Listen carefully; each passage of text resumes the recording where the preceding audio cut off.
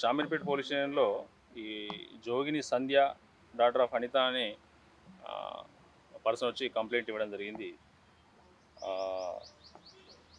Aghori alias Srinivas alias Shiva, Vishnu Brahma Alluri son of Chinnayya అని చెప్పి ఈ పర్సన్ మీద వీళ్ళ గౌరవానికి భంగం కలిగిస్తున్నారని, తర్వాత ప్రజలను మోసం చేస్తున్నారని, హిందూ ధర్మం పేరుతోని సనాతన ధర్మం అని చెప్పి ఇబ్బందులకు గురి చేస్తారు, ఆడపిల్లలను ఇబ్బంది పెడుతున్నారు అని చెప్పి ఒక కంప్లైంట్ తీసుకొచ్చారు. ఇది వెరిఫై చేస్తున్నాము. వెరిఫై చేసి దీని మీద చట్ట ప్రకారం ఏం యాక్షన్ తీసుకోవాలని ఒపీనియన్ తీసుకున్న తర్వాత దీనిలో చేస్తాము.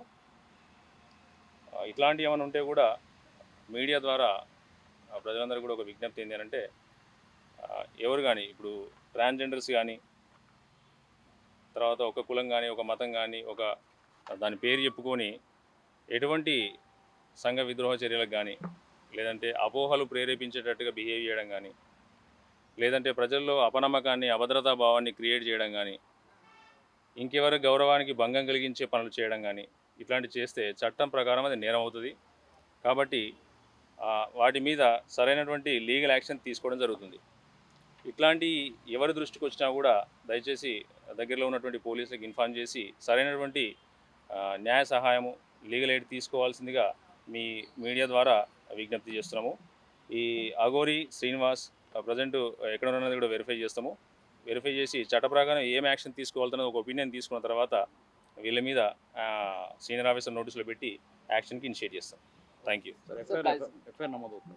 అదే ఇప్పుడే కంప్లైంట్ ఇచ్చారు, దాని మీద వెరిఫై చేయాల్సి వస్తుంది. వీళ్ళు జనరలైజేషన్ దాంట్లో ఇచ్చారు. అసలు స్పెసిఫిక్ ఏం జరిగిందని ఒకసారి వెరిఫై చేసిన తర్వాత దీనిలో లీగల్ ఒపీనియన్ కూడా తీసుకోవాల్సి వస్తుంది. ఏం చేయగలుగుతాం అనేది చేసి సూటబుల్ యాక్షన్ తీసుకుంటాం. సార్ కైజర్ న్యూస్ సార్ ఎన్ని రోజుల్లో పట్టుకుంటారా, లేకుంటే రిమాండ్ చేయడం అవకాశం ఏమైనా?